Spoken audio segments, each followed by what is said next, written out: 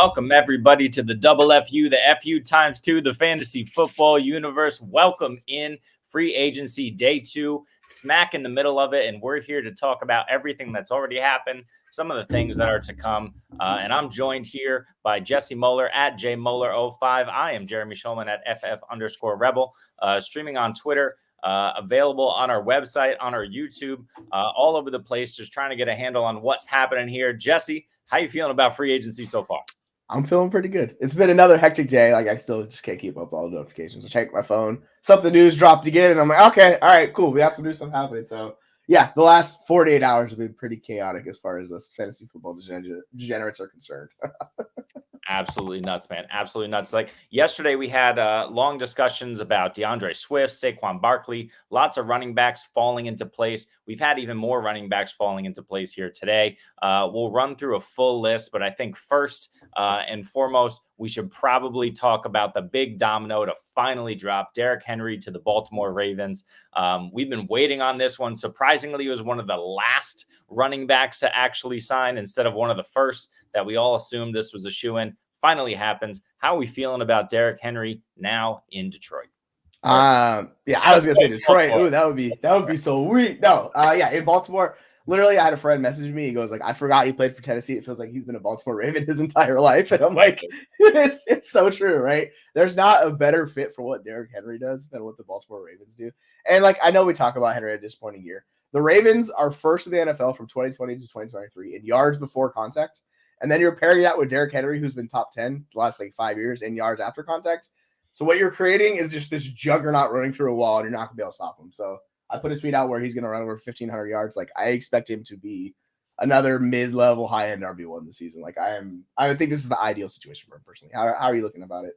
Yeah, I mean, listen, Derrick Henry for his entire career was never a great catcher of the football. We never really expected a gargantuan amount of targets, especially in Tennessee with what they were doing and you know, Ryan Tannehill kind of looking to scramble more than check down. Now we have the ultimate scrambling quarterback back there in the backfield with Henry. We know he's not going to catch many passes, and we don't care. The best part about this is Lamar Jackson is going to continue to do what Lamar Jackson does and open up space for the running backs. It's the reason why Gus Edwards has been so successful in his career for the most part. It's the reason why J.K. Dobbins in his limited work has been successful. The defense has to account for Lamar Jackson. So when they do that, the space automatically opens up. The field is stretched horizontally, whether the defense wants it to or not. And Derrick Henry is just going to be able to pick his holes and run wherever the hell he wants. Yeah, it's going to be glorious. They had 541 rushing attempts, and people are probably thinking, well, yeah, Lamar had a good chunk of that. Lamar only had 148 rushing attempts. So you take the difference on that, and you're like, all right, cool. That's 300 rushing attempts right there. If you take the rest of the running back room. Obviously, it's going to increase more to Derrick Henry because that's a good running back is, but he is going to be fed. It's going to be – that's their style of football they've always wanted to play. So I am a little bit concerned about the ancillary options, a.k.a. Zay Flowers and Rashad Bateman and all those guys. I think Mark Andrews will be fine just because he's the number one guy in that offense, but I'm curious to see how it affects the other guys in that offense because we know Derrick Henry, he's always commanded volume his entire career. Oh, yeah, that's definitely not going to change. Now, if we look at the numbers here, so Henry was signed for 2 years, $16 million. Obviously, there's different types of guarantees and bonuses in all these contracts, but just looking at it from a very superficial lens, that means that he ties the annual per year salary of DeAndre Swift and Tony Pollard, and they're both making $4 million less per year than Josh Jacobs and Saquon Barkley. Anything interesting to you about the way that those contracts ended up shaking out? Aaron Jones coming in 6 with $7 million per year. Or does that kind of feel right to you based on where all these guys are in their career? The most surprising contract of all of them. I mean, the Jacobs one, he's the top earner in this, so he's a little bit surprising, but he's been a good back as the majority of his career, so I get it. The Swift one still stands out to me because that was the one where the Chicago Bears went out and they were like, all right, we want DeAndre Swift. And I was like, of all of the running backs available, you're going to take DeAndre Swift? Like, I mean, I get it. Y'all got a type, but it's just that one stood out to me. The Henry one all along seemed like he was going to go to the Ravens. I mean, we were kind of wish-casting that, and then we got our dreams for it. Yep. And he's just older. Like, he's 30 years old, so he's not going to get the top market that, like Jacobs, who's 26, or Saquon, who's 27, is going to get, right? So that age difference leans into it. So, it's a good deal for Baltimore. And it reinforces the stereotype around the lack of quality coming into the league at the running back class this year. Yeah, especially with Gus Edwards now going over to Los Angeles and the Chargers, right? Baltimore had that hole. They certainly have Keaton Mitchell, who flashed last year, is coming off of injury. They need to do more in that backfield with J.K. Dobbins gone. So Henry is not the end of it, but like you mentioned, we're expecting at least 250 touches here, right? Yeah. Oh, for sure. I mean, if you look at his stats, even last year he still had 280 rushing attempts, and that was a dip from the year before where he had 349. So, like, he's gonna get. I would not be surprised to see him pushing 20 rushing attempts a game. He might not hit that exact number, but he's gonna be pushing in that range between probably 15 and 20. And then you know, as long as he stays healthy, like he's gonna go well over 300 rushing attempts is what I would expect to happen for Henry. Yeah. And then just thinking about the Baltimore offense, right? So now we have Henry in the backfield, obviously. We have Zay Flowers, who's a fantasy darling. We have Mark Andrews, hopefully recovering. Isaiah Likely. But Devin Duvernay's gone. Oh, no. We got Nelson Aguilar. They got to do something else at wide receiver, right? Whether in free agency or the draft. Yeah. I mean, they still have to because outside of Zay Flowers, it's just a bunch of question marks in that wide receiver room, right? Those guys just can't stay healthy. And like OBJ is basically gone. Who knows where he's going to end up. So it's Zay Flowers. You got Mark Andrews, who's supposedly healthy, but still dealing with injury coming back. It's just a lot of question marks. So I would expect them to spend like day one or day two capital on a wide receiver to improve that room because let's be real, like you want as many good players in that offense to help out Lamar because we saw against the Chiefs, like they completely became a shell of themselves. And you saw really them trying to force the passing, and there was really no way they could pass to. So it was just like, yeah, they definitely need another weapon. So hopefully Henry gives them that, locks that spot down. Maybe they add another running back like day 3, go from there. And then, the wide receiver, and you make it all happen. Yeah. Any hope at all for fringe fantasy relevance from Justice Hill? Sorry. No, I'm just gonna say no.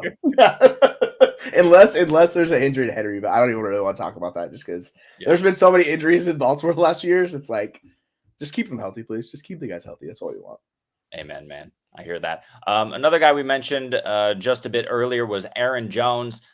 Josh Jacobs signed in Green Bay. They jettisoned Jones immediately, which, I mean, I'm pretty sure we're on the same page here. I still love Aaron Jones. I think he's a good talent. Even if he's lost perhaps a step, he's still got most of his bag left. Now he secures the bag going to Minnesota on a 1-year deal for $7 million.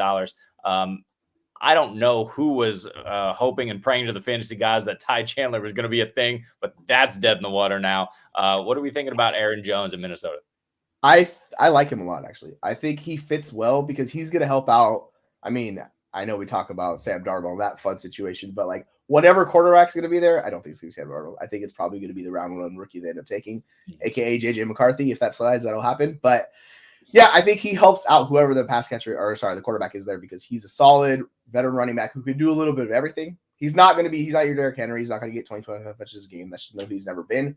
But, he'll get some targets. He'll get some carries. He'll be an efficient player because we saw it in the back half of last year. The guy was a monster. He was one of the better running backs in fantasy. So you're bringing that into Minnesota and you're helping him out because the drop-off from Kirk Cousins and Sam Darnold is freaking ginormous. So they need to figure out a way to make those weapons work because I put out a tweet about this earlier today. I am worried about the pass catchers in Minnesota this year. I think they're all going to take a substantial hit. So with Aaron Jones coming in, that takes another chip out of the room and touches as well. How do you see that play shaking out? Are you still in on the Minnesota pass catchers like Hawkinson and Addison, or are you kind of worried about those guys?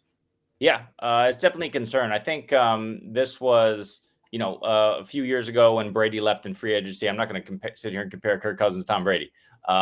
But it was a significant move, right? And we were all, wondering, well, is it Brady or Belichick? Here, I think we're wondering, is it Kirk Cousins or is it JJ, right? Is it Justin Jefferson? Now, there's no denying that Justin Jefferson is a supreme talent, but you still need somebody to deliver him the football on time, in stride, to make sure that he can maximize his role in that offense, right? And so I think you're right. I think he's going to take a significant hit in terms of his yardage, in terms of his reception. The catchable targets are going to decrease, especially if you're talking about JJ McCarthy, especially if you're talking about Sam Darnold. These guys aren't going to come in and be world beaters. It's going to be a learning curve, certainly, for them. Now, a Kevin O'Connell offense is fantastic, right? So we expect these guys to eventually be able to excel, but that learning curve is likely to be rough. Justin Jefferson, is he dynasty wide receiver 1 anymore? And if not, who do you have ahead of him?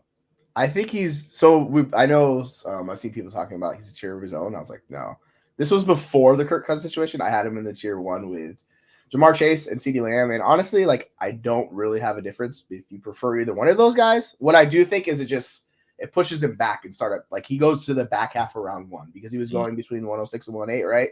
It's like, are you really going to take him over one of the premium quarterbacks right now, not knowing his situation with quarterbacks? And I mean, it could improve, but we have no idea how good JJ McCarthy is. He's not.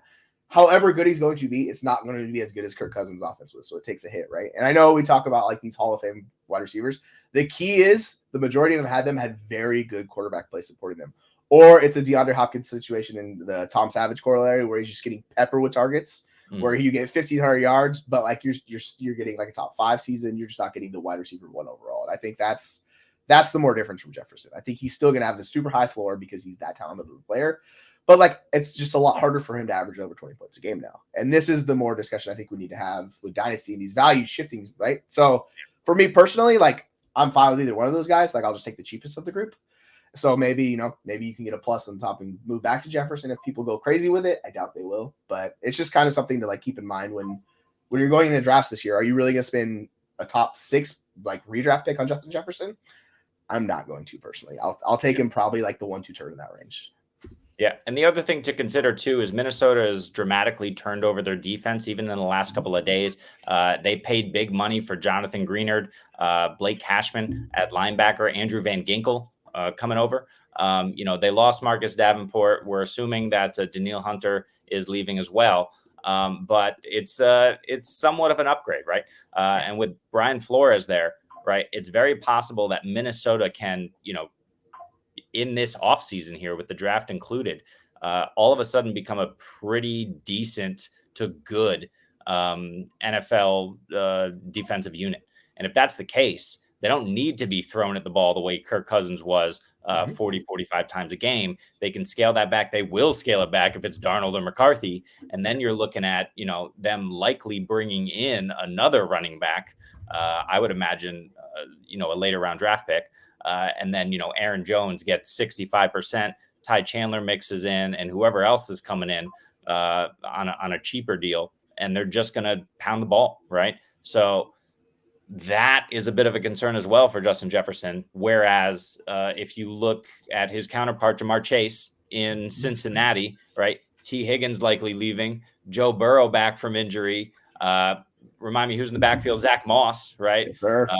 Who is, I like Zach Moss, and we'll talk about him in a minute, but he's not necessarily Joe Mixon, or is at least it's at least a parallel move from Joe Mixon there. So you're not so concerned about the passing volume in Cincinnati.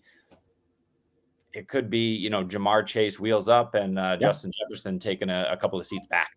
Right. And then if you're talking redraft, you have Tyreek Hill, who was just absolute monster last year. Like he was head and shoulders with everybody else. And then CeeDee Lamb too. So it's like, it's interesting. I think the discussion revolves like, where do we fall? We'll figure it out. We'll get there. I just think right now he's just a little bit overvalued. Like if you're paying that premium for him, like I would just wait and like let the market settle.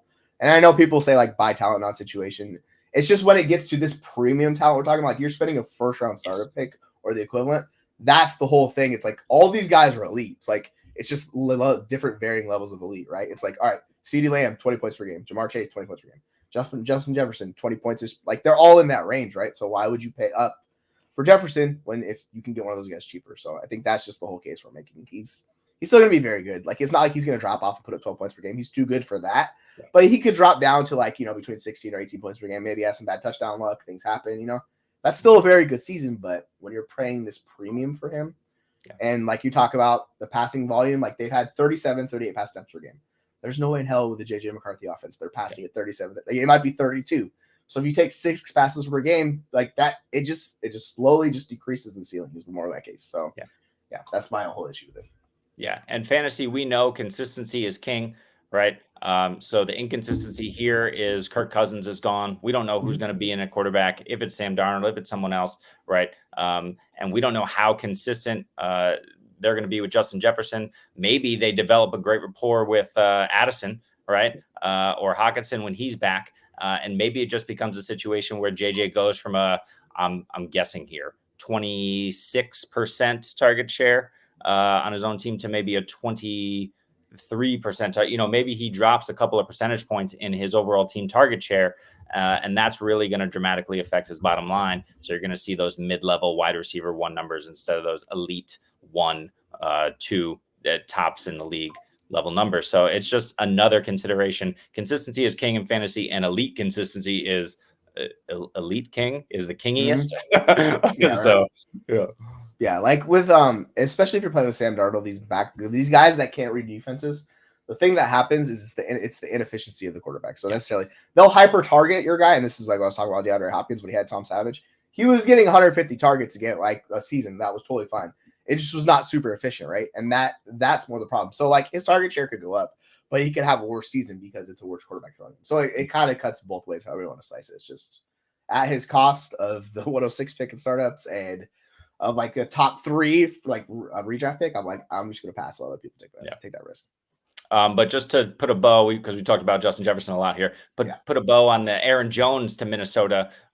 Do we think it's a lateral move for his value? Do we think it's he moves up, down? Where do you have him now as opposed to what you were thinking about him in Green Bay? Well, I think Green Bay was just a better situation with a better offense because of how they used him. It's the way it gets better is if you talk yourself into more volume for him. Like if his volume significantly increases, but like we've just never seen that from Aaron Jones. Like that's just never who he's been, right? Like his target share is never like it was like 10, 11% last year. It's good. It's just not elite.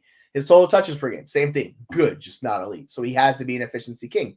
And this is what he was with Aaron Rodgers a few years ago. He's touchdown monster, doing all those things. So I think with Minnesota, like he could probably be in, back end RB1. More than likely, he's like a middling RB2 for your teams. Yep. So I wouldn't get out over your skis with Aaron Jones. But like we talk about, just of these cheap, like older running backs, and Aaron Jones is the older running back.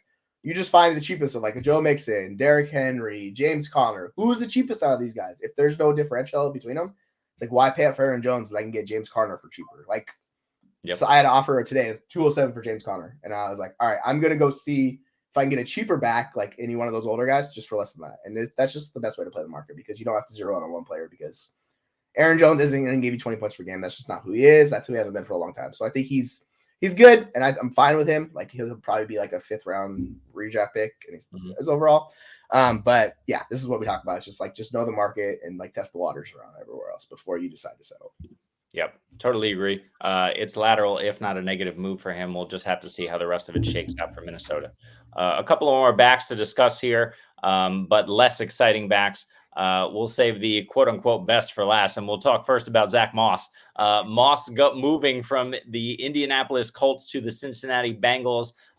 Big move for him in terms of a much better offense, considering all the injury that Indianapolis was dealing with last year. Not necessarily a better line, not necessarily a better run game here. So what are we thinking about Zach Moss and his move, especially now that Joe Mixon is out of the picture, and really all he has to contend with is Chase Brown over there in Cincinnati? Yeah, I like him. I think he's a solid running back. I know I put out a tweet yesterday. I was like, RB1 season. Like I just being a little sarcastic with it. But he's going to one of the better spots for running backs. We've seen it time and time again with Joe Mixon. And when he subbed in for Jonathan Taylor, he got the volume. And I think that's the most important thing we need to focus on is not the efficiency, but it's the team trusting the player with volume because that means they believe in the talent. Efficiency can fluctuate, and this is something we've always had issue with Joe Mixon. He's just never been really that efficient, but he's been able to earn volume. And then we have Chase Brown there. It's going to be pretty wild to see how it shakes out. I just think Zach Moss is the better back. So if I'm betting between the two, go with that. If you prefer Chase Brown, go bet on Chase Brown. It's totally fine. This is the time in the offseason where there's a lot of uncertainty with these guys, so you can get them for cheaper. So, if you want to target a guy at a discounted rate because we're uncertain, like you can go do that. I just would not pay the premium for either one of these guys until we get a little more clarity, right? Because if you pay an early second for Zach Moss and then he's not playing, like you just completely wasted that pick, right? So I would be careful like going out and getting these guys. But if I'm betting on the two of them, personally, it's Zach Moss for me, just because based on what he did last year, I think he's a very capable back. How do you see this? Like, do you see either one of these guys carving out a major role, or do you see them more just like a committee timeshare? Yeah, I think it's a committee. I think, 80% of the backfields in the NFL at this point are a committee. So Mhm. it's not really a concern to me that he's playing in a committee. I want the 1A guy. I want the guy who's going to get the goal line touches. Mhm. That's going to be Zach Moss in Yeah. Cincinnati, especially in a great offense. So I'll take my chance on him well over Chase Brown. The other thing to consider is he's just 26 years old. So this is a pretty good signing for both him and the team. He's basically, 90% Joe Mixon, at least based on what he showed last year. He's really been able to come on the last couple of years. We see Mixon in decline. We see Zach Moss kind of holding steady there. Mhm. So I'm very comfortable with him in this offense. I think there's going to be a lot of opportunity for him. We talked about this yesterday, to your point that you just made. We were talking about DeAndre Swift and why would the Bears go out and sign him? He's not a great pass protector, right? So what are they really gaining outside of a hyper athletic back in the backfield, right? That's great. But at some point, you need to make sure your quarterback stays upright so he can deliver the ball. Yeah. Zach Moss offers that. He's not a phenomenal pass protector, but he's good enough. He's Joe Mixon level to the point where he can stand in and pass protect. He can sneak out and catch those screens, catch those checkdowns as well. We know Chase Brown can do that, but as a smaller back, he's not going to be nearly as effective back there. Now, Zach Moss is no gigantor back there. He's 5'9", 205, right? So he's not huge in his own right, but he's at least an NFL capable back. He can stand in there, pass protect. He can sneak out and get those extra receptions. And if you just look at his logs, he had a game with eight targets, 7 targets last season. So he's Mhm. capable of having those big games. And when he's able to string together the touches on the ground with the receptions, get in the end zone, he's going to have a monster RB1 week for you. And that should happen, 5-6 times a season if he's healthy, in addition to consistently, what would you say, mid to high RB2 level production? Yeah, I think in the right game script and like the ideal scenario, because we saw a couple boom weeks from him last week where he had like a 28-point game, a 33-point game. Like he could hit in the right situation in the right game script. It's just like my whole case for Zach Moss is he's cheaper than Joe Mixon and he gives you similar production, if not better production. So like for the Bengals, it's like why pay the extra money for Joe Mixon? It's like let's cut that, let's save some money. Just go get Zach Moss, who's going to replicate that production for cheaper. So it just makes a whole lot of sense because Joe Mixon, his case has always been volume. It's never really been like he's been an efficient good back. And you can talk yourself into like that is a talent situation, earning volume, because not everyone could do that. We talk about this with James Cook and those guys. It's like they can't really get the volume they're looking for. So I think Joe Mixon offers that at the very least. Like you know what you're getting. But yeah, Zach Moss, you're getting a guy going into one of the best like fantasy situations possible. If either him or Chase Brown carve out that like a 60 to 70% opportunity share in that, like that's wheels up. You're getting 15 points per game at least. And that's like, that'll move the needle for you. So Oh, yeah. like I definitely like that. And I think it works out well for the Bengals to go this route with Zach Moss. Like you're taking a gamble. It doesn't cost you much of anything. And then it's funny how like the Cowboys were like $4 million is too much. I think they got some PTSD going on from that Ezekiel contract. They definitely do. But that's all self-inflicted in Dallas over there. Right. But to your point, Zach Moss so far, with all the contract information that's come in, is the 3rd cheapest free agent running back, in front of Antonio Gibson, who made $3.75 million a year, Gus Edwards, who made $3.25 a year. So he's the 3rd cheapest so far, which, that's what you're looking for. You're looking for production at value, especially at the running back position. And that's exactly what the Bengals got. Another team who got it, with the running back who's now making the 4th fewest dollars in free agency. But number 1 in our hearts for sure is Austin Ekeler. Austin Ekeler now is a Washington Commander, moving on from the Los Angeles Chargers. He was offered was it 1 year? No, thankfully it was 2 years for Austin Ekeler, $8.3 million. So just over $4 million a year for his services. We saw last season it was a concern. There was a bit of a decline there in his production. Was injury all to blame for that? Was some of that scheme and other concerns for the team, the fact that they were ultimately didn't make the playoffs? Was there dissent in the locker room? We saw all the coaches, Brandon Staley and company, were jettisoned. I think Staley, did he even leave before the end of the season there in Los Angeles? Yeah. That Staley stuff was just a disaster, man. It's just so bad. Remember. I think so. But yeah, that Los Angeles Chargers team was a wreck. They're coming in and cleaning house there this year. So, what are we thinking about Austin Ekeler in 2024? Does he still have 85, 90% of what he was, or has he fallen off the cliff? And how's he going to fit in Washington? So yeah, last year was his stats dramatically just fell off the cliff, and he had that week 1 injury with the high ankle sprain. And high ankle sprain, if you remember, this was the thing that killed Saquon Barkley a couple years ago. Came back and it was just like it was over after that. He rolled his ankle, and the season was pretty much done. He was just walking. So, and we saw the video. Everybody's seen it. Eckler looking like a grandpa running down the sideline, going with 13 miles an hour, where it's just no speed. So the funny thing is, he was like they did week 1 before he got injured. He was running 19 miles an hour. So like. He obviously still has speed. Like, I don't think he doesn't have a high end, like, burn away, they get 80 yards of the house, but he's fast enough. I think he's fine. It's just a lot of things worked against him. And that offense just had no explosive players last year. They like Keenan Allen's not an explosive player. Austin Eckler's not an explosive player. Mike Williams is out for the year. They got to get so it's just like the offense, you watched it and it was just like everything is running in slow motion. You're like, goodness gracious, this is terrible. They can't do anything right because if you don't have speed, it just gets a lot harder. And I mean, Keenan Allen's still a very good player, but speed's never been his game, to tell you the truth. Yeah. So yeah, him going to Washington, I think, is very interesting because Brian Robinson would be considered a plotter by many people in the league. Like, you watch Brian Robinson, you're like, all right, he's not explosive. He's not. So there is a scenario where you talk yourself into Eckler being the guy there. And I mean, it's all cost related. If like I saw someone throw out like a late 3rd round pick, they got Austin Eckler at that cost. I'm like, sure, what's it going to cost you, right? So if I think people are still pretty out on him. So if you want to target him over Brian Robinson, who personally, like, I think he's just kind of just meh. And Austin Eckler still, worst case, offers you passing production. Like, that's what he does, right? He's always been good at that. So I think he could do a similar to what Ezekiel Elliott did a few years ago, where he just puts up an ugly season, but we look back and he's like the RB10 at the end of the year. Yeah. Like, you can totally talk yourself about it because it's going to be Drake May or Jaden Daniels, and the running back is always the best friend of a rookie quarterback. So, like, that situation, you can work it out there. And they have good players there. So, like, they don't have to depend on Eckler so heavily. So, I think the lighter usage is what he's wanted his entire career. He's finally getting that again. Like, they're not so dependent on him.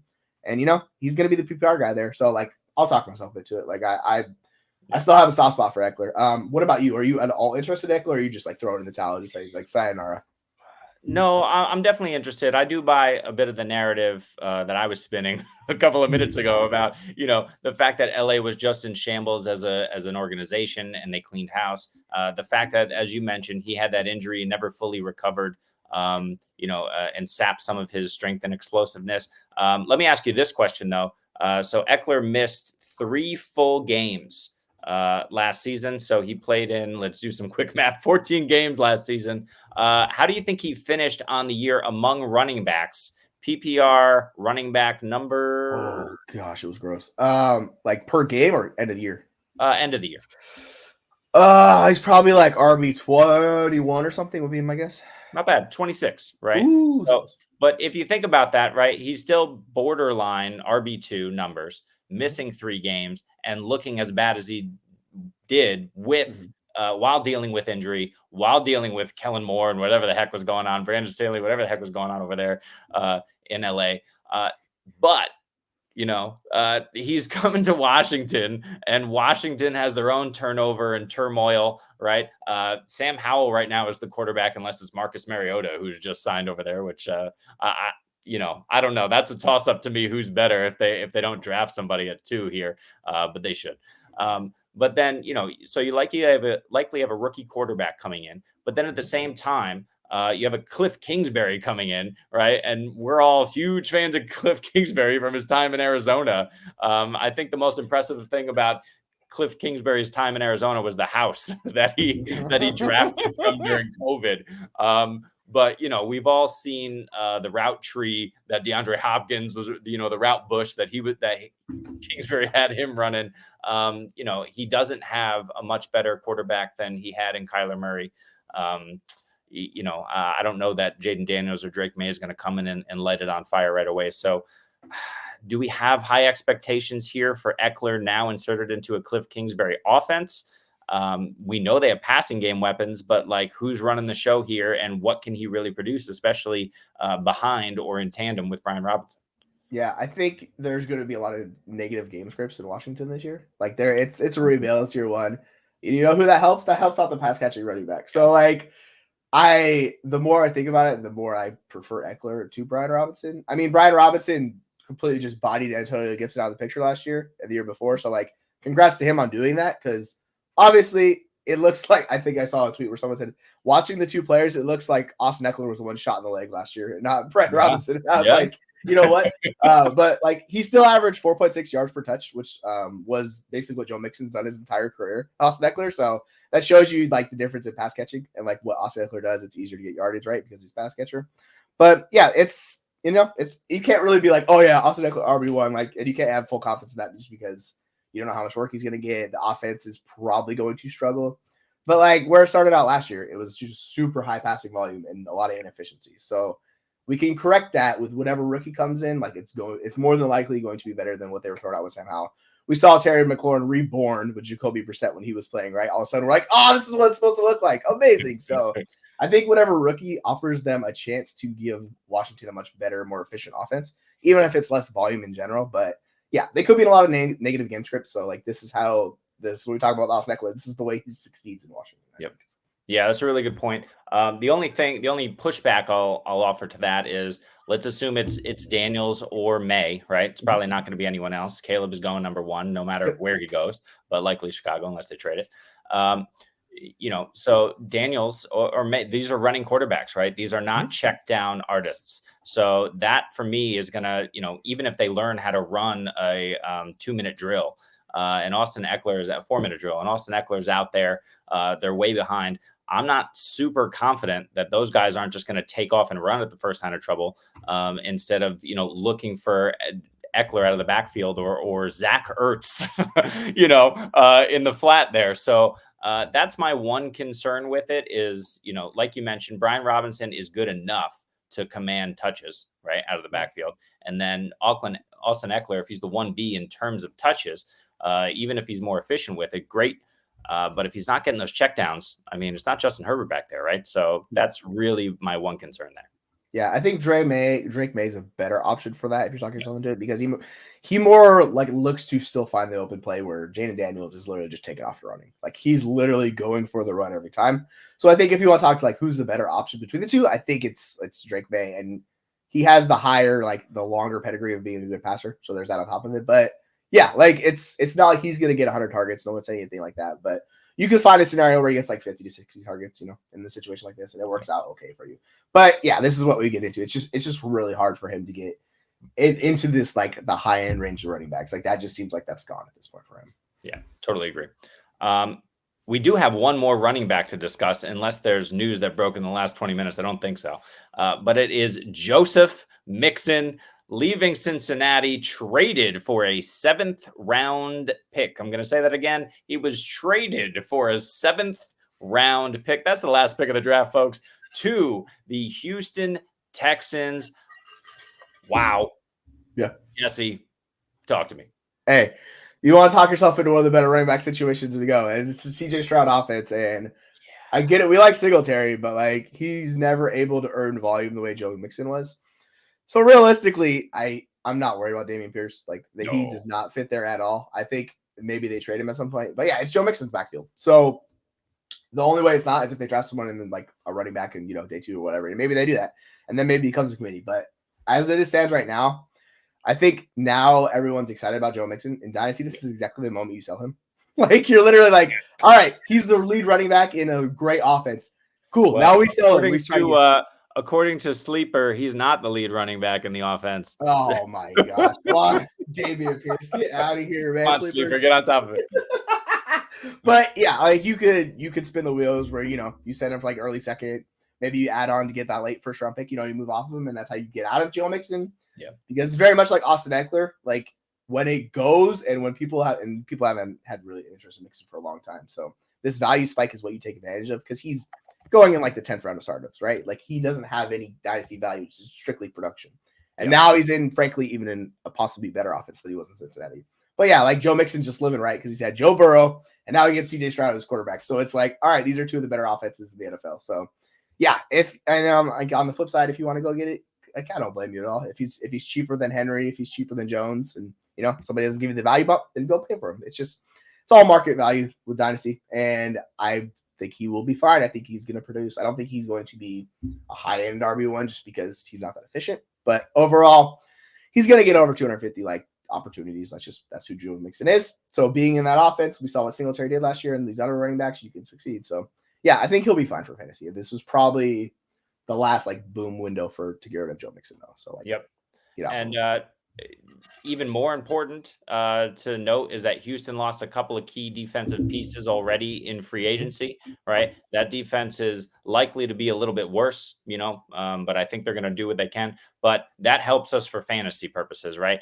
We also know that they re-signed Noah Brown. That's a huge plus for this team, I think, as a dependable wide receiver 3, just to kind of keep the chains moving. Dalton Schultz is back. Right. So we're getting the band back together and we're adding in a better running back, even if he's declining. And then you look at the running back depth chart behind Mixon. We already mentioned Pierce. Don't worry though, you got JJ Taylor and Jared Dokes back there. And we have 2 fullbacks on the squad, 2. So I don't know what we're doing here in Houston. Look, I'm pretty convinced here because I'm looking at the picks that they've got. They've got the 23rd overall that's in the first round. They've got a second. They've got a third and 2 fourths. I'm pretty convinced they're going to bring in a rookie running back. Now, I don't think that's really going to hurt Mixon, at least for this season. But, it's at least a consideration here in Houston with all their weapons, with the fact that they can rely on C.J. Stroud to move the football and generate offense. Can Mixon do better than Singletary did at his advanced age? I mean, I think he can. Like, yeah. I like Singletary what he did, but like he wasn't, a true difference maker in the running back position. I think like Joe Mixon is going to be at worst case a back end RB1, and who knows, maybe it all falls off a cliff this year for Mixon, and like we did with Eckler last year, where it's just like, well, he doesn't have it, but like he really didn't. It's not really diminished. He never really hit the highs we're looking for. Like all of his efficiency numbers are all very in a similar range each year. He just kind of hovers around there, a guy that can get volume, and it's, you do with that what you do. So I think maybe it falls apart, and it's the hard power running backs when it goes, it goes. But I think he's just an ugly back end RB1 where people are like, oh, Joe Mixon, but then they're like, ooh, that offense though, that offense. So you have this like the thought process is divergent on the two of them. It's like, do I invest in the running back because of the offense, or do I just invest in the running back and hope it works out? So yeah, you can tell I'm not the biggest fan of Joe Mixon in the world, but like he earns volume and that's important. So like he will produce. Yeah, agree. Devin Singletary last season had 6 games where he had 75% snap share or greater. In 5 of those games, he had at least 22 carries and at least 3 targets. So, I mean, look, I think they're going to feed Joe Mixon until the wheels come off. Dameon Pierce will get in there some. They'll probably have a rookie learn the ropes there because Mixon's not long for the NFL. All of that said, it's going to be a good situation for Joe Mixon. All of that said, trade him as soon as you possibly can, like Jesse mentioned earlier. Yeah, right. I mean, the last 2 years, he's had 75 targets and 64 targets. Like, he gets targets. He finds ways to get there. It's just, he's not a high-end target earner. You'll probably put him down for 50 targets. I'm curious to see, like, if his targets fluctuate a lot. But overall, as long as he's getting the 60+% opportunity share on that offense, it'll be fine. The volume will be there. He'll produce for you. It's just, It's one of those where you really just don't want to watch it. You just want to look at the box score at the end of the day. 15 fantasy points, cool. All right. If you watch it, you're gonna pull your hair out. Yeah, that's it. Just collect your winnings like this. All the other running backs who signed in free agency that matter, right? I'm not talking about Nyheim Hines or Dearness Johnson, Chase Edmonds, but we're talking about Jacobs, Barkley, Pollard, Swift, Singletary. If you want to hear all of our breakdowns of those guys, we talked about them yesterday. That I believe is available on our YouTube, and if not, is all over Twitter. So you can find it pretty easily and on our website, fantasyfootballuniverse.com. But for now, at least, that's the end of our running back discussion. We're going to pivot a little bit and we're going to look at quarterbacks for a brief second because not much has been going on outside of Kirk Cousins. The biggest one, though, there's a couple that have starting implications, right? We talked about Cousins yesterday. We talked about Russell Wilson.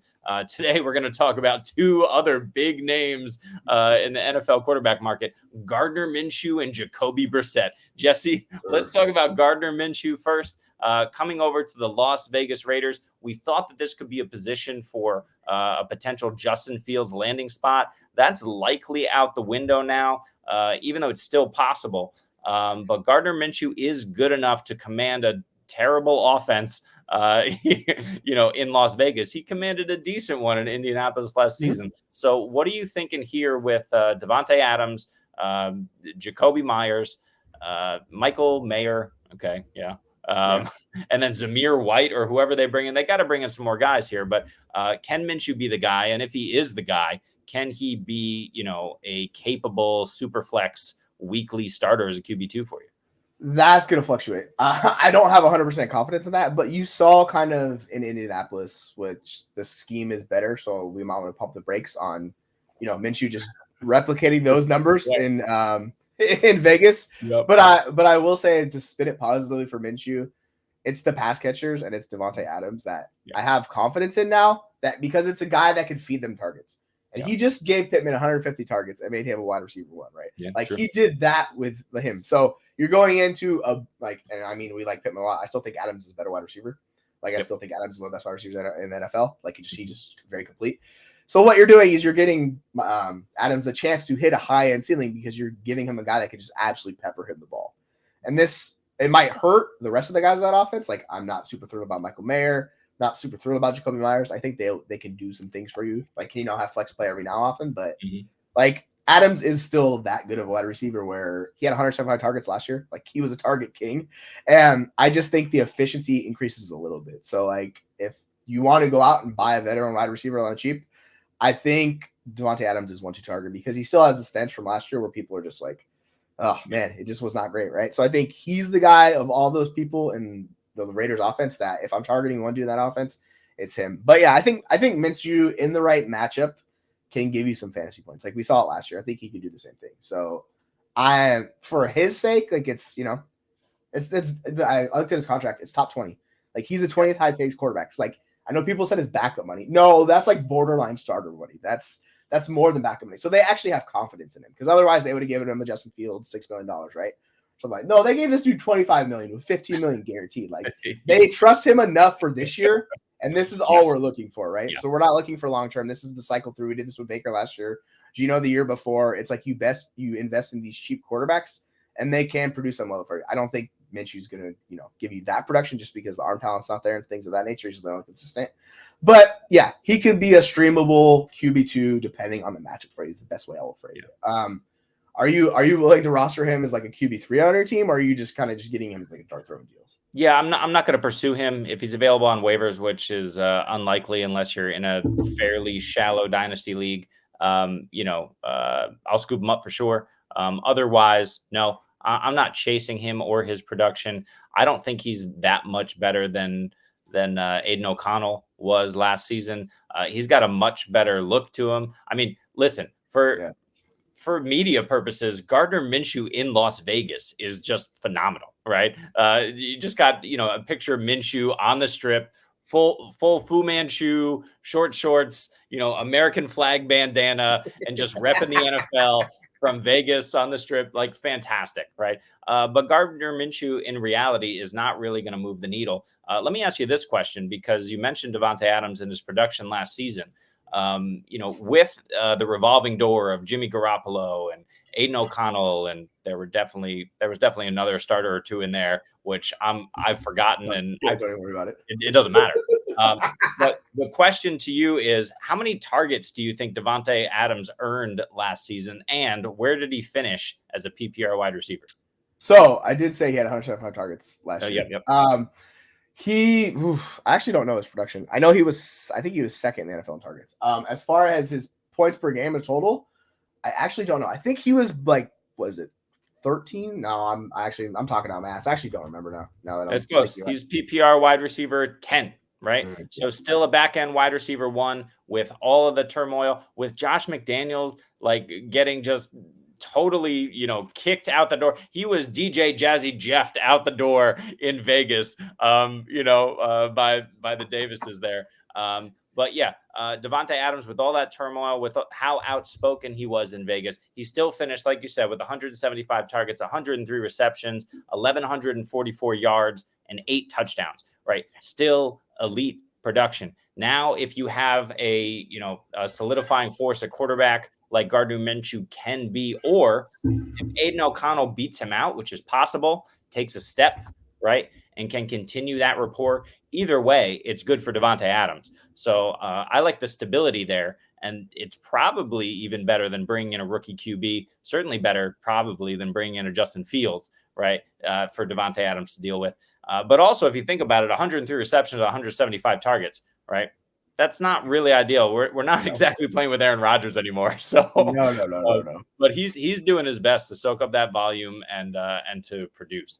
But let's talk more about Gardner Minshew.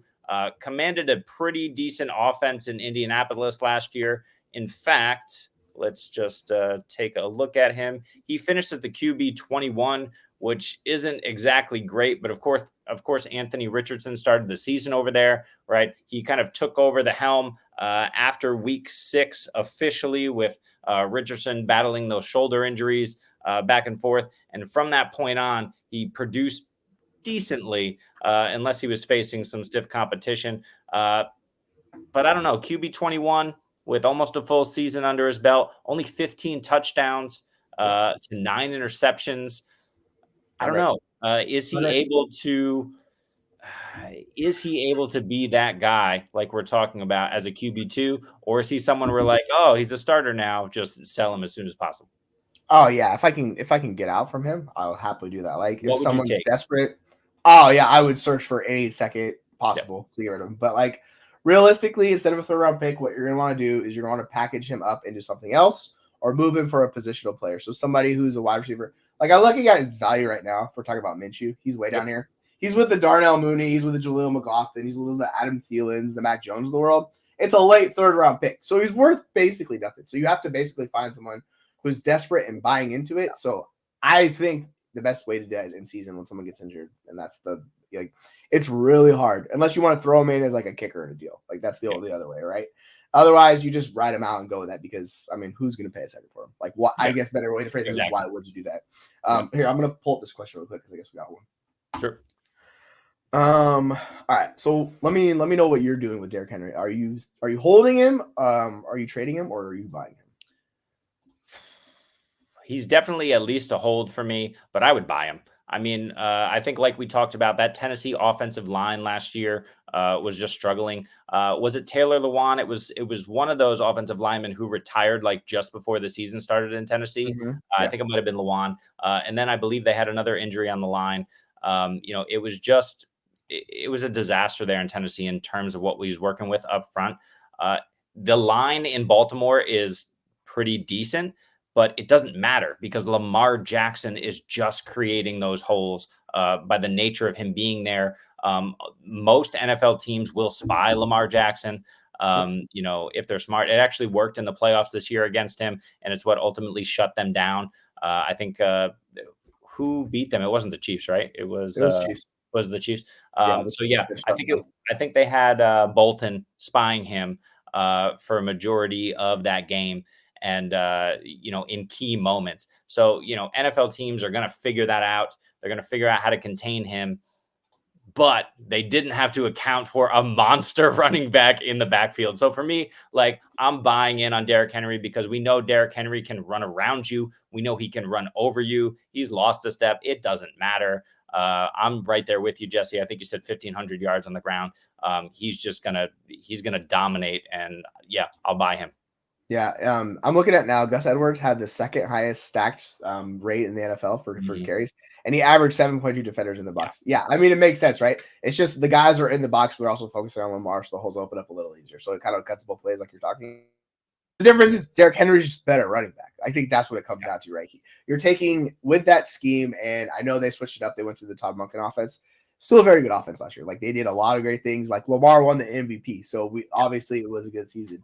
It faltered at the end, but you're bringing in a running back who takes it to the next level. And this is what we were hoping to get out of J.K. Dobbins, but unfortunately, Matt Man just can't stay right and stay healthy. So we never got it. And we're getting it with the King, who's the guy he just feels like he's eternal. It's just another season of Derrick Henry. Like, don't worry about it. He's going to be an RB1. Like, you just lock it in. And, in this offense, as long as Lamar doesn't take all the rushing touchdowns, which, he might take a few, but it's not Jalen Hurts where you get down to the one and it's going to go to Lamar. Those will go to Derrick Henry because Derrick Henry is a massive human like Jalen Hurts, right? Yeah. So he's going to, it's setting up very well for him. So if, like I see right now in Dynasty Data Lab, he's going at the 205. I'm fine sending him 205 for Derrick Henry. Like if I'm choosing between him and Mixon or any one of those guys, I'd prefer Henry because I think the ceiling is higher for Henry than those guys just based on the player he is and the situation he's in. He's not going to get the carries, but he's never gotten the carries. So like that's just we know that going in. Like he can give you 20 to 30 catches on season. I'll happily take that from Henry, and you go from there. Even if it's down to 10, that's really not the selling point with him. It's the yardage, right? In terms of a rookie pick, what are you willing to send for Henry? What do you think you would send that would get accepted? So I think it has to be a very like strict circumstance of a team. Like I'm not buying him unless I'm a contender, because the thing with Henry is you're not going to be able to resell him, right? Yep. Like that's what you have to do. Like you buy him into the season. Maybe if he's still hitting throughout the year and like your team struggles, then you could kind of flip him for what you sold him for. But yeah, I personally, you might have to pay an early first. I don't want to get into that ball game. That's a little too steep for me. But my cutoff was probably like 202-ish range. But I need to be a certified contender. Like I need another veteran running back. Like everything else is set up. I got the wide receiver room, quarterback room, tight end room. Everything's good. It's just like I'm looking at my running back room. It's like Kamara. You have like, maybe you have like Gibbs. And then you have just ancillary pieces, right? Where you need another running back in there. It's like, all right, cool. I will go invest in Derrick Henry in that situation. That's fine. Yep.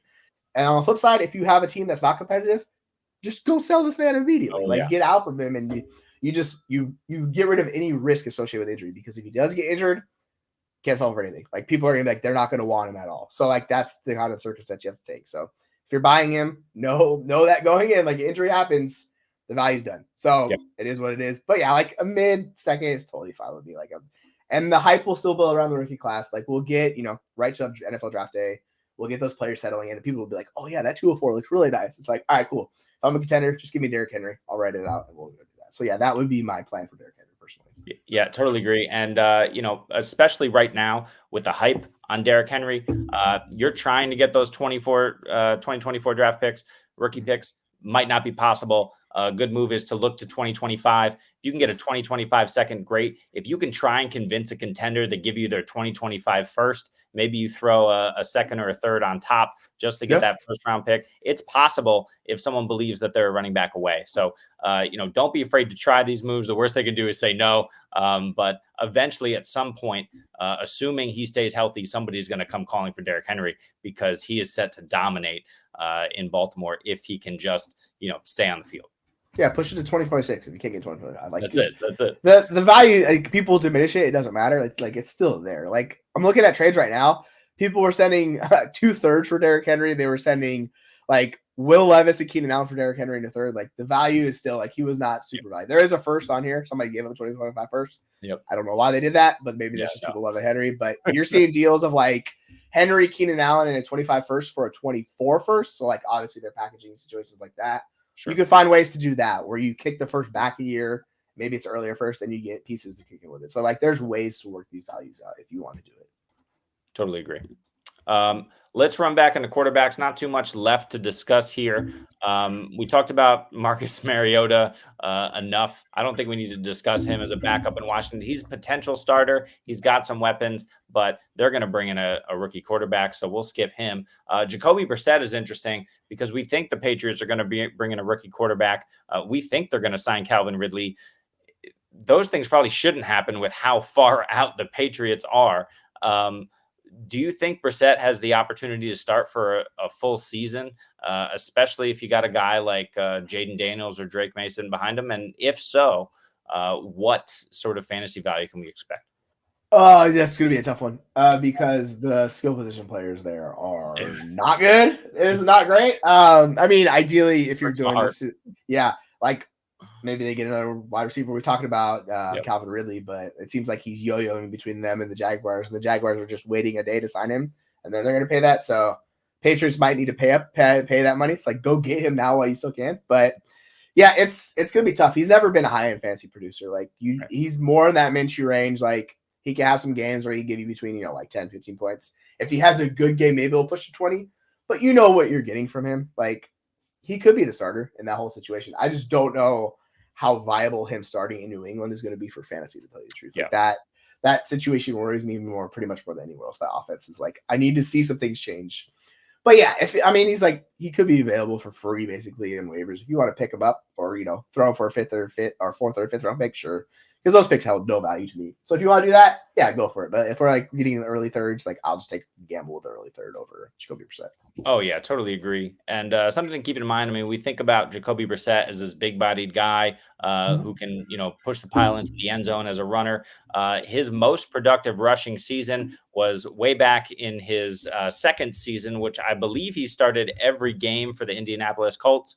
In that season, he ran 63 times for 260 yards and 4 touchdowns. His most productive rushing season when he was a young buck. So Jacoby Brissett at age 31 right now is not going to come close to replicating those numbers. He's not really a rushing threat, but more importantly, not a threat to score touchdowns on the ground. And the most TDs he's ever thrown in a full season was not that season, was a season he didn't start the entire one, and he threw 18 touchdowns as opposed to 13. So look, Jacoby Brissett is not that guy. I'd much rather have a Gardner Minshew, especially with the weapons he has, than Jacoby Brissett in his situation if he ends up starting for the New England Patriots. So I think we can just kind of move on quickly.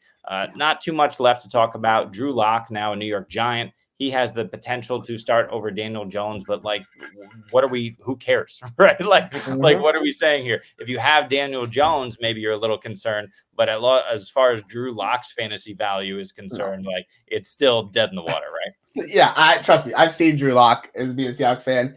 Yeah. It's not good, friends. Like, there's the meme going around where it's like Drew Lock's doing the thing, and I'm like, that's great for the Seahawks beating the Eagles, but as an NFL quarterback, he trusts it. He's like Brett Favre, but a much worse version of Brett Favre. He's a gunslinger that trusts his arm too much, and his arm's not accurate, and it just creates massive problems for an offense. So you see it, like he can have some games where it works out. I think he did pretty well against, I can't remember what team it was, but he played pretty well against one other team last year besides Philadelphia. But yeah, it's just those low games are just ridiculously bad. So yeah, it's just no, thank you. I'm good on the Drew Lock experience. Leave him on the waiver wire or whatever sad sack got stuck with him on their dynasty roster. That's for sure. Just interesting points of note here, but nothing we're really going to talk about. Tyrod Taylor going from the Giants to the Jets. That's kind of interesting because Aaron Rodgers, who knows what's going on with his health and long-term viability in the league. Maybe Tyrod only 34 and a half years old. Maybe he gets a year or two of starter, level work down the road. Who knows? We also have Jameis Winston, who's now in the Cleveland Browns, which could become interesting because we know for fantasy, Jameis is really exciting. For reality, he's a disaster just in terms of the amount of YOLO balls he throws up. But he's at least interesting behind Deshaun Watson. But the guy I want to talk about first is Sam Darnold. All right. Sam Darnold in Minnesota. I mean, what is Minnesota doing here? They pretty much have to trade up for a rookie at this point, right? You can't let Sam Darnold start 17 games for you. No. And I mean, this is people buying into the KOC offense, the Kevin O'Connell offense, right? Yeah. Kind of similar to what we were talking about with San Francisco last year. It's like, oh, even Sam Darnold can produce in that offense. And it's like, I mean, kind of. It's like kind of, right? You're just getting significantly worse production. So like, I get it. We like the offense and all those pieces they have, but like, the floor and the ceiling both come down. Like that's how it works out with Sam Darnold. He's going to be turnover prone. He's inactive. I think Sharp or Hart has put it out like the most percentage of inaccurate balls. I think in the last couple of years, he's 37 out of 38 ranked quarterbacks. Like he's just not throwing an accurate catcherable ball. So like, that going in. So he's just going to piss off Justin Jefferson is what's going to happen. And like, that's not what you want to do. You don't want to ruin the prize possession there. So I think that would be a gross miscalculation of assets for Minnesota to make Sam Darnold a starter. Like I get it. He's got that, high end draft capital, but he's clearly not that good. And it's just, it's like, you just have him as a backup. And I think with these super flex guys, they all pop. Like we saw this last year, guys that Andrew pop. You want to roster them just roster them and see if you can sell them for anything. Like that's the best way to make the easiest buck in super flex leagues because quarterbacks. So if you have Drew Lock, you have Sam Darnold, whenever injuries pop and somebody needs a quarterback for a week, you're like, all right, just give me a 3rd round pick. And then you go and you just move it on. Like you just do that every time. And that's how you generate a profit. But it's really hard to get more than that for these guys unless they're starting like a Josh Dobbs where it's multiple games and it starts kicking and he rolls through. But then what happens? The house comes crashing down and it's like, I'm stuck with nothing. So yeah, you just have to be careful with these guys. Yeah, even with the Daniel Jones, who we thought was relatively safe given his contract, he's just been so bad, right? Mhm. That he's a risky asset right now and is unlikely to keep his job long term.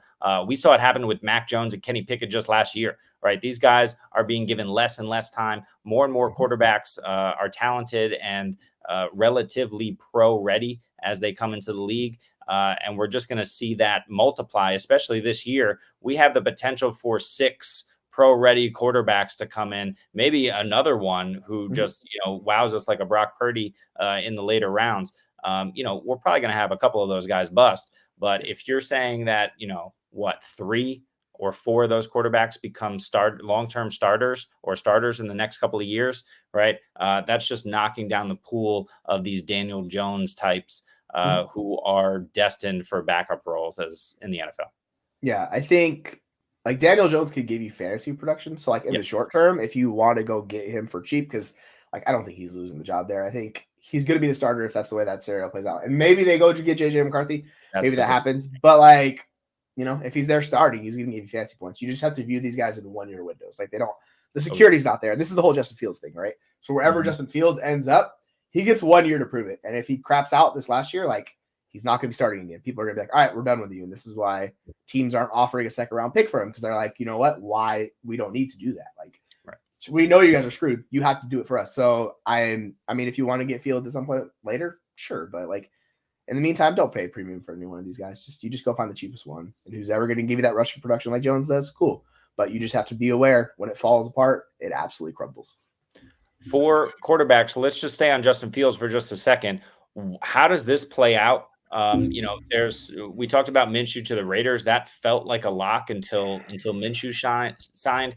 Is there a place now for Justin Fields to walk in and be assured the starting role? And if not, what happens? Does he sit? Do the Bears just eat it? Draft Caleb Williams and make Justin Fields their backup? Do they just draft Williams and look to trade whoever has the most interest? Do they sell the 101 pick for a haul and build around Fields, which at this point, with all the chatter, seems like it would be a disaster Yes. for Chicago. What the hell do they do, and what happens to Fields? Yeah, like you're starting to look around the jobs in the league, and it's like, all right, well, the Raiders just paid Gardner Minshew decent amount of money. I mean, maybe they go get Fields, but like, why would you pay Gardner Minshew all this money if then you're going to go get Fields, right? Yeah. So it's basically Minnesota or bust is what it feels like at this point because there's nowhere else for really him to go where it's confident. And maybe I'm missing a team off the top of my head. Denver. Oh yeah, Denver would be the other team too. But he feels like the opposite of a Yeah. Sean Payton quarterback, right? Like I feel like he would draw Sean Payton up a wall. Agree. And it's like I we saw last year with Russell Wilson. Like you gonna bring in Justin Fields in that situation? Like I don't think you want to do that. So yeah, it's those two spots. And if he doesn't land there, like this is what we talked about. Like the market's just not there. And teams do not value him. And it's clear Chicago overplayed their hand. But like if teams wanted him, they would be willing to pay that price for him, right? Because they'd still view him as a starter. So it's clear a lot of teams are just not that interested. So, and I know people are like, oh, wait till the draft. And I'm like, all right, cool. Why would you wait instead of going and get him now if you wanted him? That's the whole thing, right? So, unfortunately, it is what it is. Like, I thought Justin Fields was going to be a good NFL quarterback. And speaking of the quarterback class this year, like the 2021 class is kind of like the worst case scenario where you get Trevor Lawrence is the only starter and then nobody else starting. I think this year it's going to turn out a little bit different. It's just how variance plays out, right? So, we'll have a few starters coming in. And yeah, if you're still holding Fields at this point, like, are you going to be able to sell him? Like, what do you do? Like, you just have to ride him out, I guess. You have to ride it out. Yeah. Like, in hope he lands somewhere and they get injured, they trade for him restarting, and then, maybe it works out. But it seems like a long uphill battle for him where it's kind of just like, sorry, man. You could have stole Justin Fields anytime in the last couple of years if you wanted to. You hold on to him. Like, that's where they talk about missing windows of selling. This is exactly what Justin Fields. You missed the window to sell. Now you got to ride it out. Yeah, this is Trey Lance. Same sort of deal. At this point, you're holding the bag, and you're just hoping that that bag of crap turns into a bag of gold, and someone signs it. You were like, oh, maybe Minnesota is going to take a chance on Trey Lance. No, Trey Lance is dead at this point. He's cuttable, and I think with Justin Fields, unfortunately, if he doesn't get a chance from an NFL team and becomes a backup, you're going to see a similar sort of situation where, just like you said, you missed the window and, you're left holding the bag there. But that's enough quarterback talk. Let's quickly move through 2 or 3 of the notable signings here at wide receiver and tight end. The big one is Darnell Mooney at wide receiver, moving from Chicago to Atlanta. 13 mil a year, 3 years, 39 million. And he gets to play second fiddle, or I guess third fiddle in the passing offense to Kyle Pitts and, of course, our favorite guy over here, Drake London. Darnell Mooney, where do you see him when it's all said and done, the season's over, assuming health of everybody across the board in a Kirk Cousins-led offense? Where do you think he could finish as a PPR wide receiver?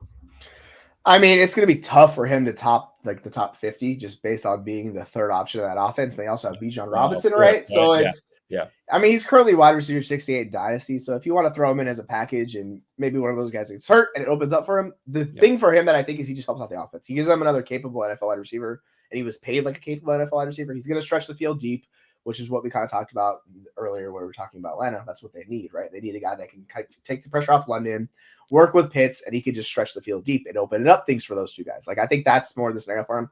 Like, as a best ball receiver, I think he's a fine target because he's going to have a blow-up game every now and then.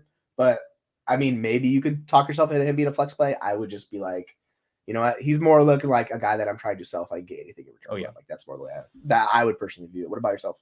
100%. And I love Mooney, the talent. I just think you sell it like this. Kirk Cousins going to Atlanta. He's going to be wide open. He's going to be singled because the defenses have 3 other guys that they need to worry about covering in terms of London, Pitts, and Bijan. And Zach Robinson's coming over. He's instituting 3 wide receiver sets, right? They're going to be throwing the ball over the yard. That's how you sell Darnell Mooney and get him off your squad and get a second in return because – look, it's just not going to be there for him. He's going to have his blow up games. I think he's good enough to, become a wide receiver 1, 3, 4 weeks a season. You just never know when that's going to happen. He's for that reason, he's a good best ball pickup. But in terms of dynasty, in terms of redraft, no, I don't want anything to do with him, and I'm selling him if I can.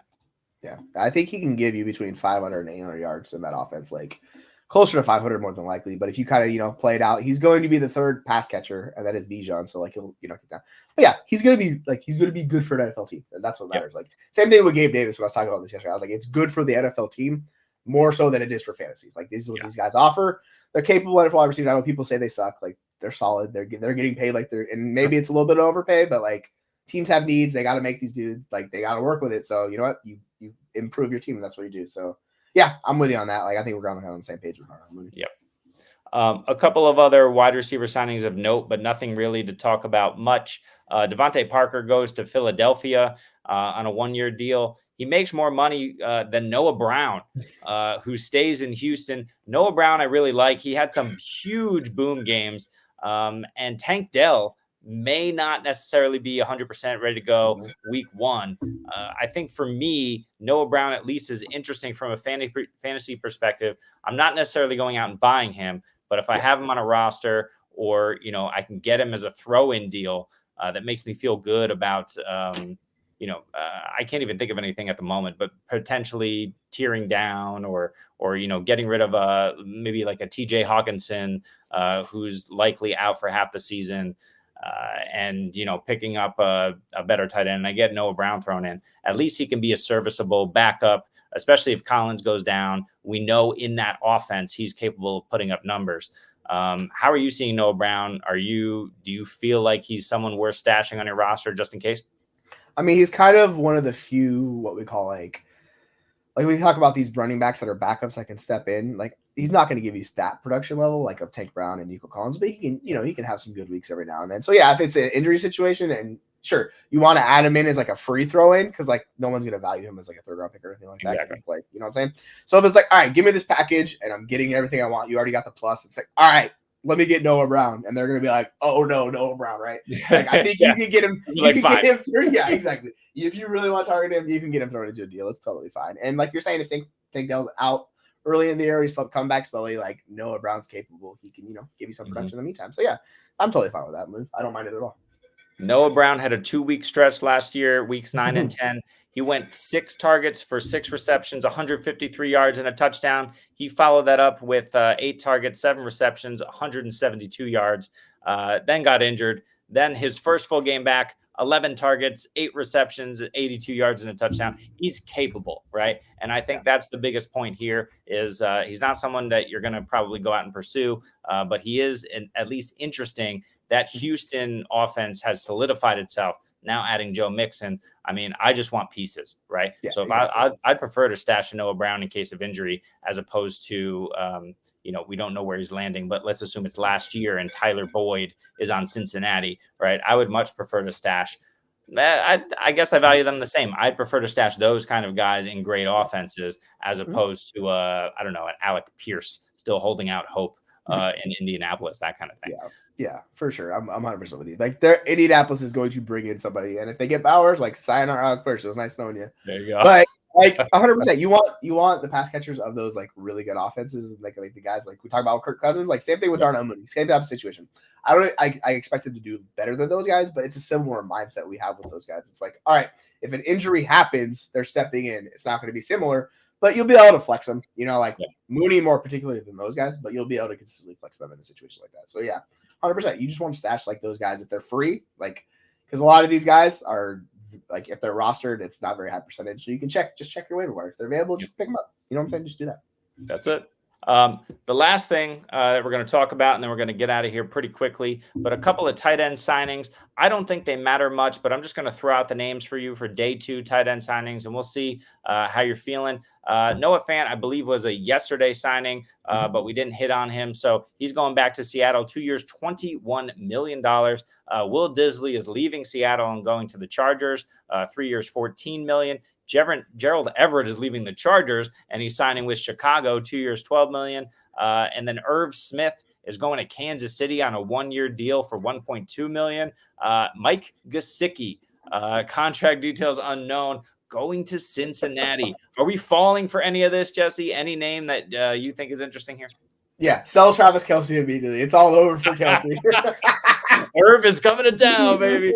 I was so big on Irv for a long time. So many people were. It's so like he's that type of tight end that's the tweener that it's really hard for them because he's smaller. And there's a lot of those tight ends coming in this class. If you're smaller, you need to be schemed open. Like this is the thing because you're not a blocker. You can't play outside. You're kind of in that tweener role. So Andy Reid, baby. This is why Evan Ingram's more the exception than the rule because a lot of these guys fall the wayside just because it's really hard to get those guys open. So yeah, I mean, if you want to talk yourself into Irv Smith, have at it. Go talk yourself into Noah Fant, whatever. Like, no, don't do that. The whole Noah Fant situation is he's the 4th option at best on that offense. True. And it's Geno Smith. It's not a Kirk Cousins offense. It's a tear down. It's like he's going to consolidate on those guys. And then it's like, all right, cool. Maybe I'll throw Noah Fant the ball. Maybe I'll get a touchdown. But like, what's the upside? Tight end 12 for Noah Fant? Like that's when it gets to these guys, I'm like, just get the cheap one. Don't talk yourself into Noah Fant. I get it. He has athleticism. He's a former 1st-round pick, but dude, he's buried. He's absolutely buried. So yeah, if Irv Smith's available for free, sure, pick him up. Like that's fine if you want to, but no. And like the one thing I will say is like this hurts Cole Kmet a lot because Gerald Everett's going to carve out a role, and if he's not running 80% of routes, like even with Caleb Williams in that offense, it's going to be better.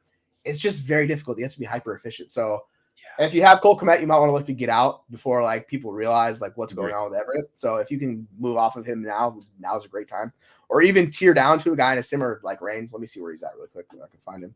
While you find it, this is like the Mercedes Lewis problem, right? With Aaron Rodgers, is that he was always coming in, whether it's Green Bay, whether it's Jacksonville back in the day, and he was just tanking the value because that guy would always get on the field. Here, we're not necessarily talking about a situation where Gerald Everett is an amazing blocking threat, but he's certainly going to challenge Cole Kmet.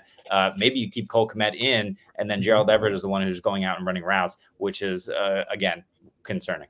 Yeah, like Cole Kmet's the tight end 12 right now. I'm looking, and like I would just prefer Dalton Schultz straight up, who's a tight end 17. So tier down to one of those guys in that range, like take a dart on Pat Freiermuth, Luke Musgrave, whatever it is. But the market is going to collapse on Cole Kmet once he starts playing because people are going to realize, oh, he's not running all the routes. Yeah. He's not going to have boom weeks unless he gets touchdowns. It's just going to be very difficult. So I don't know why they signed Gerald Everett. Sometimes teams just do this because they want to, insulate their position and they're not sold on the guy. Maybe that's what it is, but. Yeah, I think he's the biggest loser of the tight ends, like of this whole situation, because he was valued highly, and it's gonna come crashing down. So, like, I want no part of Cole Kmet as current value. Yeah. Plus, we've got a likely, at least if you believe all the mocks, a top end wide receiver coming into town at pick number 9. Very likely. If not, there's a lot of wide receivers who are available in the second round. I wonder if it's the Bears. I have to look it up, but there is a team with 4 second round picks, and I know the Bears have been doing their due diligence collecting picks over the years. Yeah. So listen, it's perfect timing right now. Or in the next, month maybe before the NFL draft, if you can get out and Cole Kmet. 100% agree with that. Last point I'll make, Jesse, and I'm going to try and sell you this case for a 28-year-old Mike Gesicki moving from New England, moving to Cincinnati. T. Higgins is going to be traded, we think. Tyler Boyd is out. Joe Mixon is out. Zach Moss, maybe not the pass catcher Joe Mixon was, but he's close. Chase Brown, maybe not as involved in the offense as we'd hoped. Is there room for Mike Gesicki to see 100 100? Okay, 83 targets from Joe Burrow this season? So, if you ever watched him do the gritty, if I was this quarterback and I saw him do that, I'm never fucking throwing you the ball again. It's so hideous, dude. What are you doing here? But no, seriously, if he's the number 2 option on that team, sure, you can talk yourself into it. But we have the draft. Free agency's still going on. We don't know what's going to happen with T. Higgins. He could still be there. I think there's a lot of ways this goes wrong, talking yourself into Mike Gesicki. But yeah, we're talking he's tight end. Doesn't even matter right now. I'm looking at values. I can't even find him. He's way down. I think he's tight end 43 or some just nonsense. People do not care about Mike Gesicki. I don't even know if he's actually on the list of tight ends in the Dynasty Data Lab. Let me see if I can find him real quick. But yeah, it's just sure, if you really want to do it, just because it's Joe Burrow.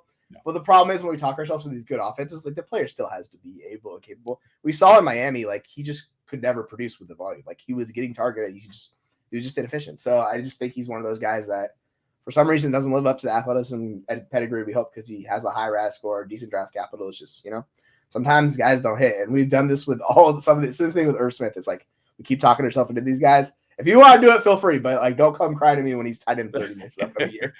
Listen, for my money, I'll take the shot on Iosivas, Andre Iosivas, as the second target in that offense over a Mike Gesicki. But to be honest, I don't think it's going to be either of those guys. Cincinnati needs to go out and get themselves one of these top end wide receivers, especially if they're dealing T. Higgins. They're going to deal T. Higgins for what?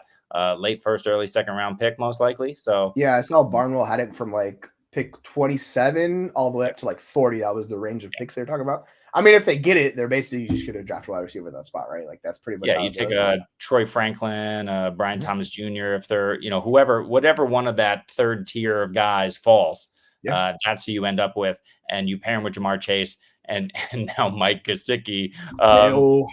Yeah, listen. So it's real tough, but not for Mike Gesicki. Go ahead and just leave him wherever he is. Hopefully not on your roster. So let me ask you this. How do you feel about Joe Burrow if T. Higgins does leave? Does his value change at all for you? Is he kind of just in that same tier of quarterbacks? Yeah, it's really interesting, right? It's not just T. Higgins, it's Tyler Boyd, right? We saw Tyler Boyd be incredibly productive, and he's a professional wide receiver. He was able to get open over the middle of the field. Right now, you're replacing that with, I assume it's Iosivas. I assume it's Charlie Jones over there. They can't bring in too many wide receivers, and they haven't made any moves in free agencies to go get a wide receiver at the moment. And if you're just talking about Zach Moss back there in the backfield with Chase Brown, unless Chase Brown's usage is going to severely spike next season, which I don't think it's going to. Yeah, and now we have Mike Gesicki, Irv Smith. That's a 1-for-1. That's a lateral move. So it's a good point. For me, it's the loss of weapons plus the fact that this wrist injury that he's been dealing with has never been dealt with by an NFL quarterback before. I forget the exact terminology, but say again? I said it's a weird injury. I know what you're talking about. Yeah. And it was Jesse Morse, or I forget who it was, but one of these Twitter doctors who puts out great information about these injuries, just saying that, no quarterback has ever had to deal with this. The recovery window is all over the map.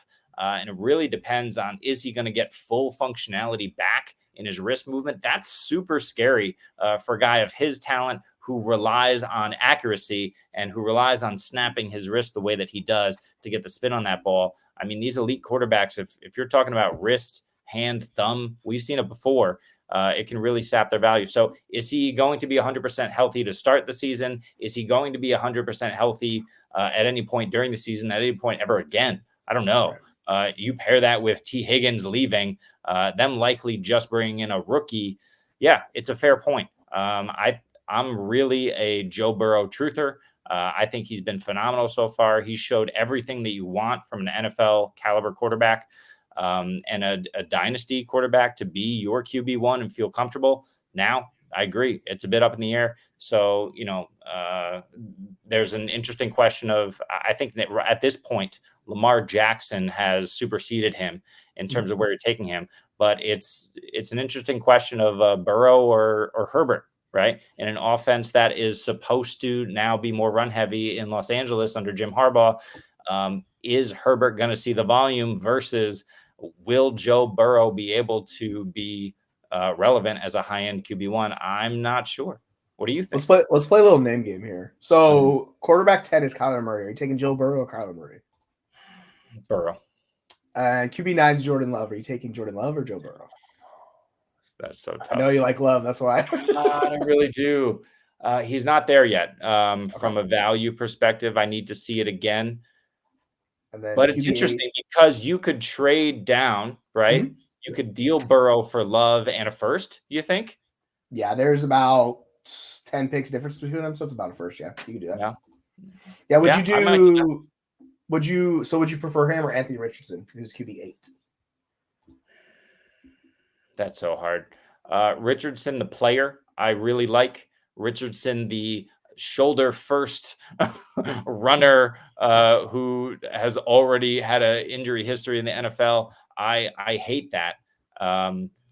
I feel like Burrow is more safe just in terms of an injury, from an injury perspective. Maybe that's not true, but that's how I feel at the moment. So Burrow. So you're probably more looking like you would still draft him kind of in his range as QB 6 or 7 with Herbert, and then ideally you're more looking to tier down than you are to like take those guys above him. Yeah, I'd say if anything, Jordan Love is undervalued, but otherwise, yeah, I think Burrow is right there. The real question for me is it Burrow or Herbert? And at the moment, it's Burrow for me. Yeah, but I don't know. There's a lot of question marks like you bring up.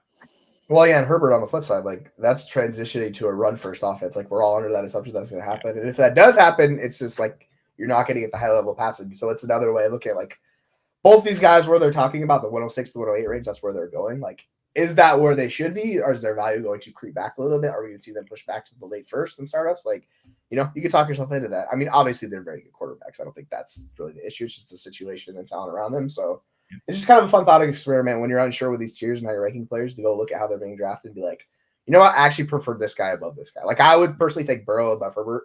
It's just been more consistent. Yep. But like if we get to Anthony Richardson or Kyler Murray, like I'll be like, all right, what kind of plus can I get on top? Yeah. And then I'm going to get that rushing quarterback. Like you talk yourself, or people love Jordan Love. Like I would take Jordan Love at 110. So we can talk of that and go there. So yeah, there's ways to move off of Burrow if you're interested. Where is Stroud right now? QB4? Yeah, he's QB3. He's going ahead of Jalen Hurts right now. So that's it's going to be tough when you think about it. It's not so crazy when you think about it. I'd personally rather tier up to Hurts if I'm tiering up to one of those guys, just because I think Stroud has some of those limitations that Burrow has, like the high end, like fantasy breaking season's not there for him. But yeah, he's a very, very, very high floor player. So he gives you like 20 points a game. You're happy with that, you roll.